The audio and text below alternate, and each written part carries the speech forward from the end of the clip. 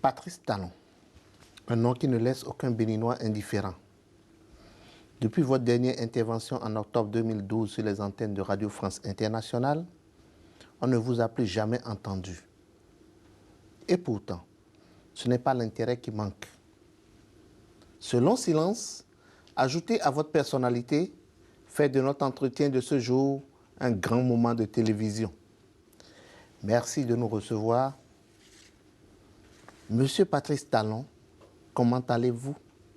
Comment vivez-vous votre exil? Je vais bien, merci. Mais je me serais mieux porté si mon pays ne me manquait pas tant. Comme vous le savez, cela fait bientôt 3 ans que j'ai été contraint de quitter le Bénin, plus précisément depuis le 19 septembre 2012. Ça fait long. C'est étonnant, Monsieur Patrice Talon, vous dites bien septembre 2012. Si je ne me trompe, les affaires de tentatives d'empoisonnement et de tentatives de coup d'État pour lesquelles vous vous êtes exilé n'ont-elles pas démarré fin octobre 2012? J'ai dû quitter Cotonou précipitamment le mercredi 19 septembre 2012 par voie terrestre à destination de Lagos, d'où j'ai pris l'avion le même jour pour Paris. C'est donc environ un mois après mon départ de Cotonou qu'est survenue la fameuse affaire de tentative d'empoisonnement. Et plus tard, en février 2013, l'affaire dite de tentative de coup d'État. Qu'est-ce qui vous a donc fait fuir votre pays en ce moment?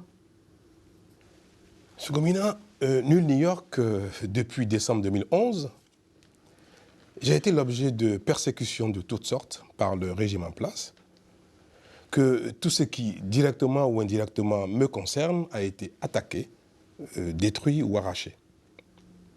À l'époque, peu de gens savaient que cet acharnement résultait de mon refus de soutenir un projet de révision opportuniste de la Constitution. Souvenez-vous que ce n'est qu'en février 2012 que l'opinion publique a été informée de cette affaire de révision par les honorables députés Epiphane Quenom et Candide Azanaï. En effet, ces derniers avaient successivement révélé sur les antennes de Canal 3 que le président Boni Yayi projetait de réviser la Constitution pour s'offrir un 3e mandat et ont appelé le peuple béninois à la vigilance. Et comme il fallait s'y attendre, j'ai été aussitôt accusé d'être l'instigateur de cette révélation tendant à saper le projet de révision.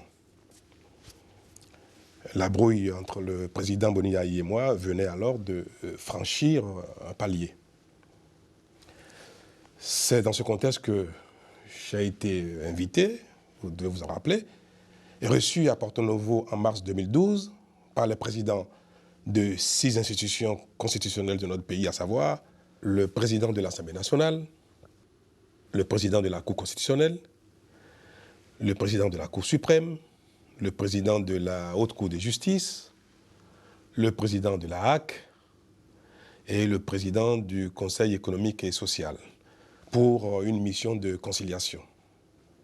Bien évidemment, la conciliation n'a pu aboutir en raison du caractère non négociable de l'objet de notre brouille. Puis se fit l'escalade. Tout à fait, tout à fait. C'est en effet un mois plus tard que j'ai été interpellé et gardé à vue au commissariat central de Cotonou, au prétexte que j'aurais indûment perçu la bagatelle de 12 milliards de francs CFA destinés à la subvention des engrais coton. Alors que ce montant était plutôt une dette de l'État à l'égard des acteurs privés de la filière coton, en l'occurrence les banques ayant financé l'importation des engrais de la campagne. Et à ce jour, l'État n'a toujours pas payé cette dette. L'affrontement à Fleury-Moucheté s'est révélé à la face du monde le 1er août 2012, quand le chef de l'État vous a accusé énormément de vouloir déstabiliser son régime et le pays.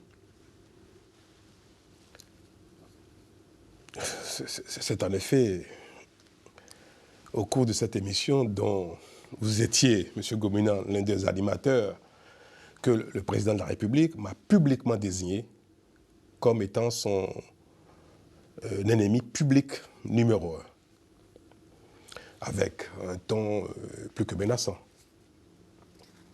C'est donc tout naturellement que j'ai été à nouveau désigné comme l'instigateur de la conférence de presse de Maître Lionel Gbagbo, le 18 septembre 2012, conférence au cours de laquelle Maître Gbagbo a affirmé lui aussi que le président Boni Yayi projetait de réviser la Constitution pour s'éterniser au pouvoir et qu'il allait devoir passer sur nos corps pour y arriver. La foudre déclenchée par cette interview a valu à Canal 3 la coupure arbitraire de ces antennes. En ce qui me concerne, des instructions ont été données dès le lendemain, soit le 19 septembre 2012, pour me ramener mort au vif. Informé, j'ai réussi à m'échapper pour ensuite prendre la route de l'exil via Lagos. Comme vous pouvez donc le constater, ce n'est pas l'affaire de la tentative d'empoisonnement qui m'a fait partir. Cette affaire ayant été trouvée un mois après mon départ pour obtenir mon retour forcé à Cotonou au moyen d'une extradition. Pourquoi vous n'êtes pas rentré alors que vous avez été blanchi par les juridictions béninoises et françaises et que le président Boni Yayi lui-même vous a accordé son pardon depuis mai 2014? Ce n'est ni l'envie ni la démarche qui m'ont manqué. Vous savez, je ne suis pas français. Et je ne possède qu'une seule nationalité, donc un seul passeport. Depuis bientôt un an, j'ai formulé auprès des autorités béninoises une demande de renouvellement de mon passeport périmé. Alors je vous parle, aucune suite ne m'a été donnée. Pire, il m'est revenu que mon passeport a été bien établi le 7 novembre 2014 sous le numéro B046134, mais saisi. Mes avocats ont formulé auprès de la Cour constitutionnelle, depuis le 9 décembre 2014, un recours qui est resté également sans suite. À vous écouter, on remarque que malgré son pardon et la médiation des présidents Hollande et Abdou Diouf, le président Boni Yayi vous en veut encore. Je pense tout simplement que la tension met du temps à tomber. Je peux le comprendre. Mais pour ma part, il est temps de tourner cette page. Faut-il comprendre, Patrice Talon, que vous n'en voulez pas ou n'en voulez plus au président Boni Yayi? J'avoue que j'ai beaucoup souffert de cette situation.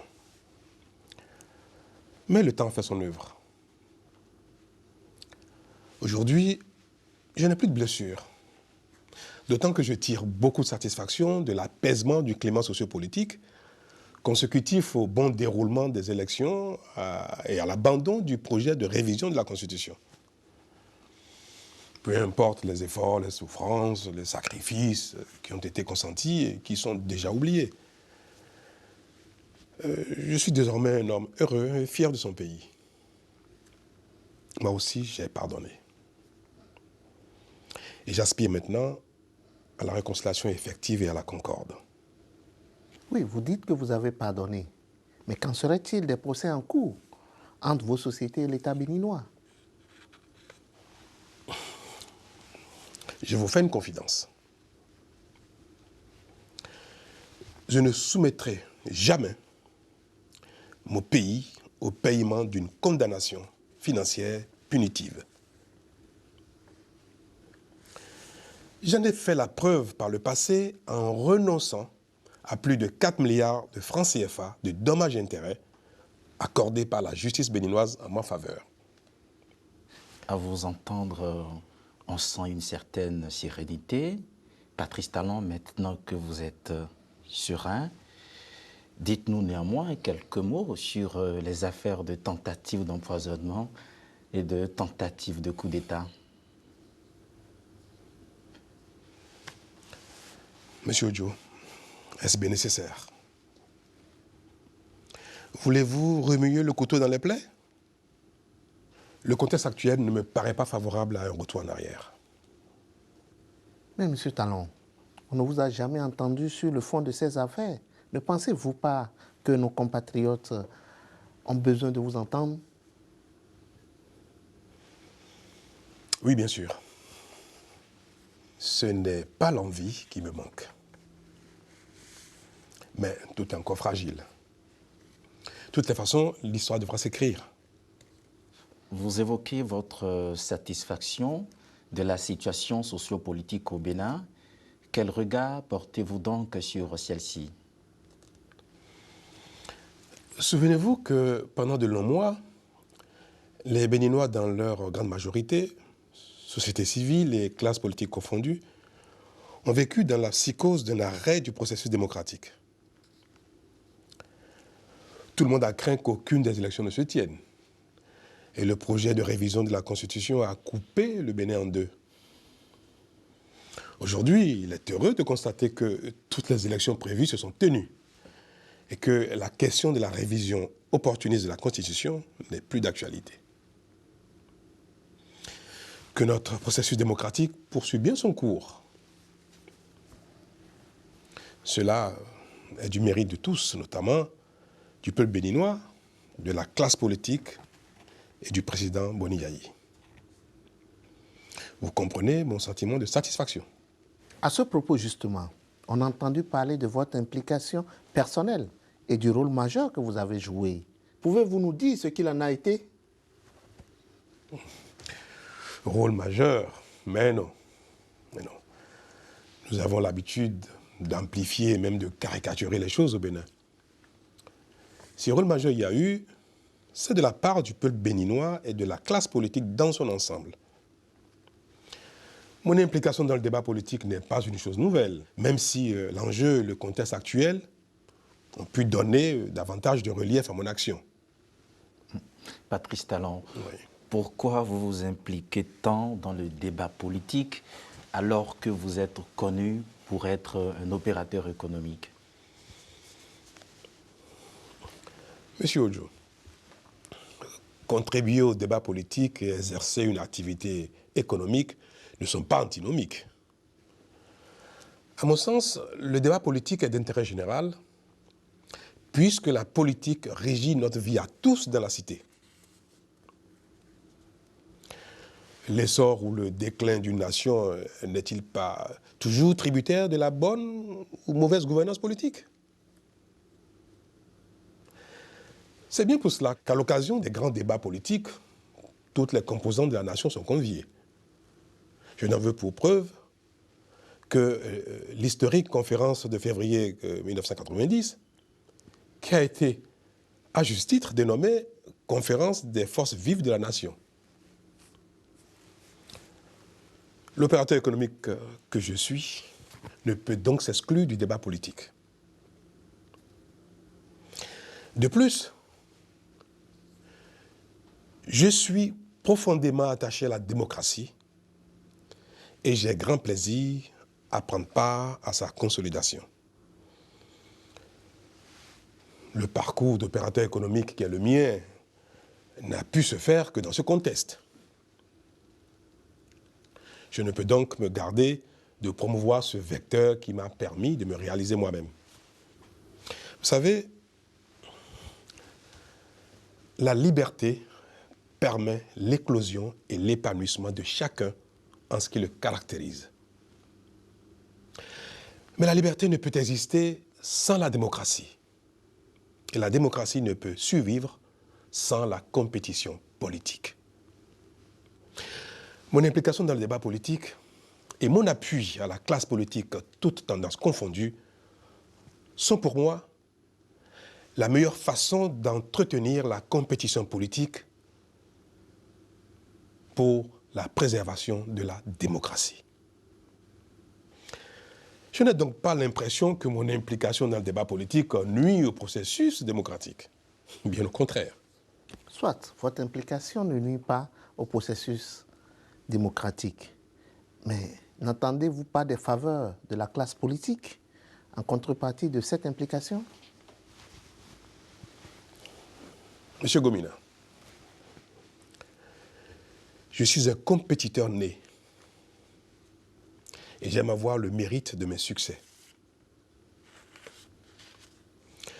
Contrairement aux rumeurs et aux supputations, je peux vous affirmer que je n'ai jamais sollicité une quelconque faveur auprès des gouvernants pour la promotion de mes affaires. C'est d'ailleurs ce qui me permet de garder ma liberté d'expression et d'action. La fortune n'est pas mon leitmotiv. C'est la quête de la performance et le plaisir du succès qui me poussent à rechercher en permanence la première place dans mes domaines d'activité. Ce qui parfois, il est vrai, peut me mettre en position dominante. Vous savez, je suis un homme passionné en tout ce que j'entreprends. Vous affirmez que la fortune n'est pas votre leitmotiv, mais vous êtes fortuné, Monsieur Patrice Talon, vous me le permettez. Cependant, on ne vous voit pas sur le terrain des œuvres sociales dans votre pays. Votre question me pousse à déroger à mes principes de discrétion et de modestie. Je ne suis pas certain de ne pas compter parmi les tout premiers donateurs sociaux de mon pays. Mon action dans ce domaine est gouvernée par les enseignements de l'Évangile selon saint Matthieu, chapitre 6, versets 1 à 6, qui dit notamment « Quand tu fais l'aumône, ne sonne pas la trompette devant toi comme ces hypocrites qui se tiennent en spectacle dans les rues pour obtenir la gloire des hommes. Que ta main gauche ignore ce que fait ta main droite, afin que ton aumône reste dans le secret. » Telle est, M. Ojo, ma devise en cette matière. De plus, je mets un point d'honneur à investir dans mon pays et à créer des emplois. Dans ce chapitre, je vais devoir, une fois encore, déroger à mes principes de modestie et de discrétion pour vous affirmer que je suis le premier investisseur privé béninois et le premier employeur privé de mon pays. En cette qualité de premier investisseur béninois et de premier employeur privé, quelle appréciation faites-vous de la situation économique et sociale du Bénin qui n'est pas du tout reluisante?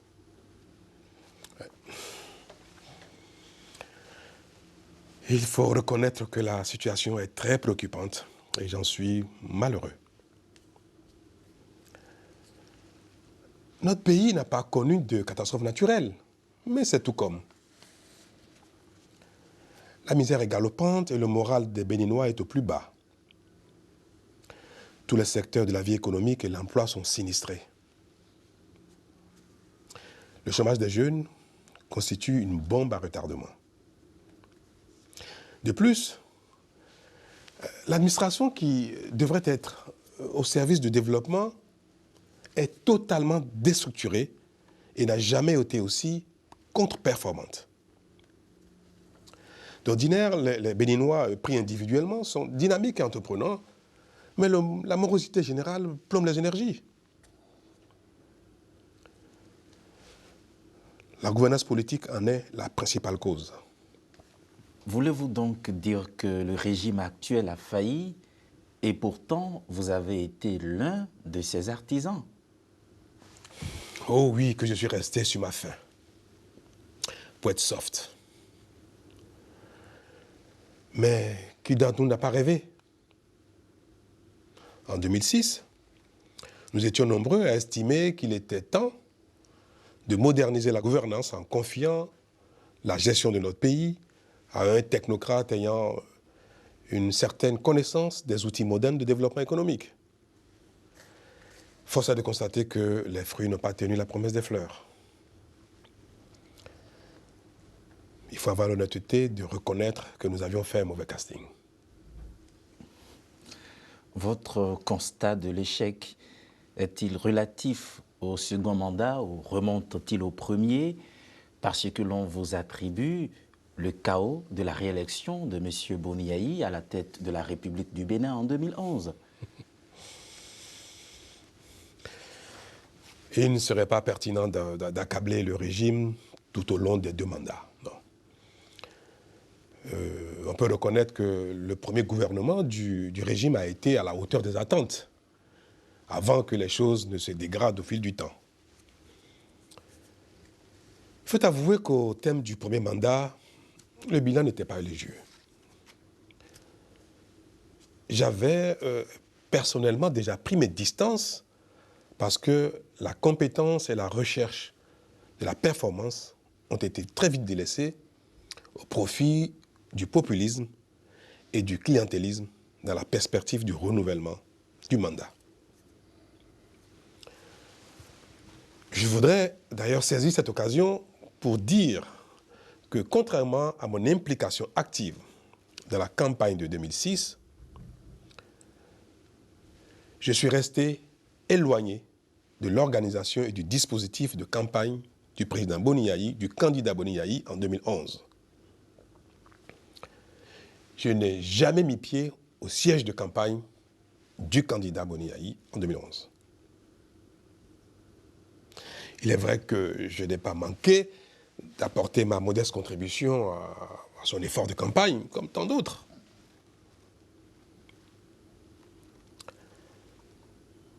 Mes amis, je pense à mon humble avis que le deuxième mandat du président Boni a été le mandat de trop. Face à ce constat, quelle thérapie vous proposez pour remédier aux travers et aux insuffisances dans la gouvernance du pays?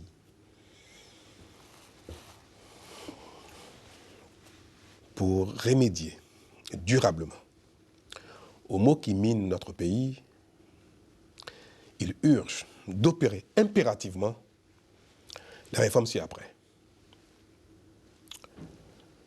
Rééquilibrer les pouvoirs entre les différentes institutions et au sein même de chacune d'elles, de sorte à réduire les pouvoirs individuels et personnels.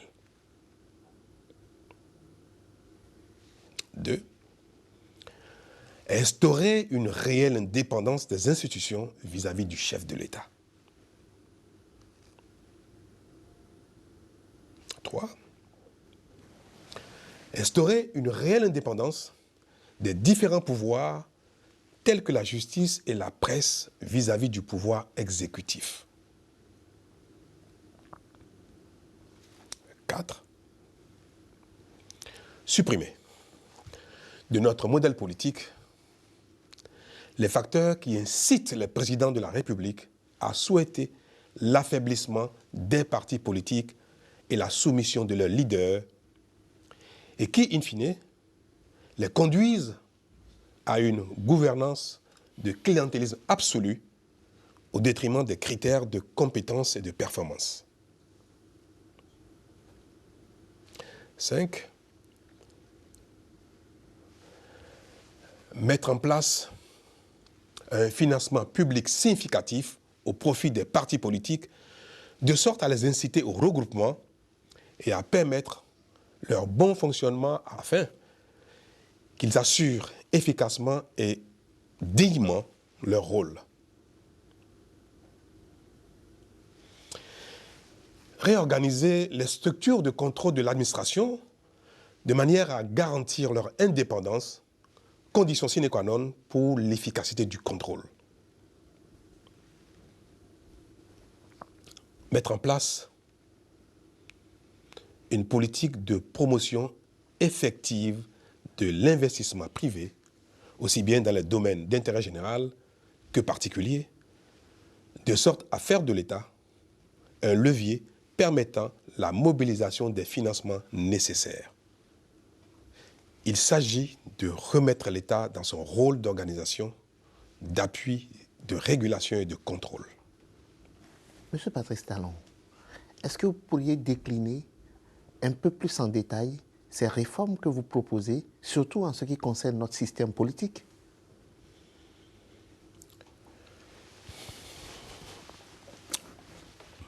Pour dire les choses sans détour, il faudra supprimer l'implication et l'influence du président de la République dans la composition et le fonctionnement de la Cour constitutionnelle, de la Cour suprême, de la HAC, ainsi que du Conseil supérieur de la magistrature. Il faudra supprimer la possibilité de renouvellement du mandat du président de la République, c'est-à-dire instaurer le mandat unique pour ôter au pouvoir exécutif ce qui constitue son principal handicap pour une gouvernance performante. Il faudra rendre effectif le financement par l'État des partis politiques sans que cela ne dépende du bon vouloir du président de la République. Il faudra désormais qu'en la matière au Bénin, la biche puisse se fâcher avec la rivière. Le prochain président de la République du Bénin devra, à son propre détriment, mais pour le bien du pays, opérer ces réformes politiques indispensables à une nouvelle dynamique dans notre pays. Vous le dites si bien que l'on voit transparaître un projet politique, un projet de société. Patrice Talon, seriez-vous candidat à la prochaine élection présidentielle au Bénin, comme le fait croire une rumeur très répandue dans votre pays?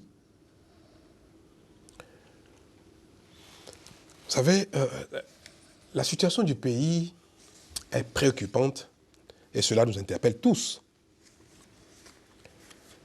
Alors, chacun ne devrait-il pas, au sacrifice de sa vocation et de son confort, apporter sa contribution à la reconstruction de la cité? Nous devons enfin nous résoudre à sortir le Bénin de la misère et de la honte. Je prendrai d'une manière ou d'une autre ma part de responsabilité pour contribuer à relever ce noble défi. Monsieur Patrice Talon, dites-nous si oui ou non vous êtes candidat à la prochaine élection présidentielle au Bénin. Je vais vous faire une autre confidence. Je n'ai jamais été autant actif que ces dernières semaines dans mes échanges avec les leaders politiques de mon pays pour apporter une réponse concertée et adéquate à cette question. Mais justement, ces concertations se déroulent loin du pays. Monsieur Patrice Talon, comptez-vous rentrer au pays? Et si oui, en avez-vous la possibilité? Oui, je compte bien, évidemment. Je le peux, et c'est pour très bientôt, Monsieur Gomina. Et s'il vous était donné de conclure cet entretien, Patrice Talon?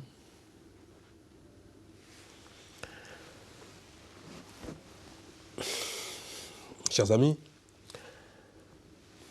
en définitive, je suis fier de mon pays qui m'a tant donné. Et je reste convaincu que l'espoir est encore permis. J'ai un âge et je suis désormais à un stade où l'on a envie de tout donner. À tous mes compatriotes, j'exprime ma reconnaissance et leur dis merci.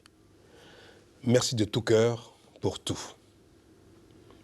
Patrice Talon, merci. Merci, Monsieur Talon. Merci, Monsieur Ojo. Merci, Monsieur Gomina.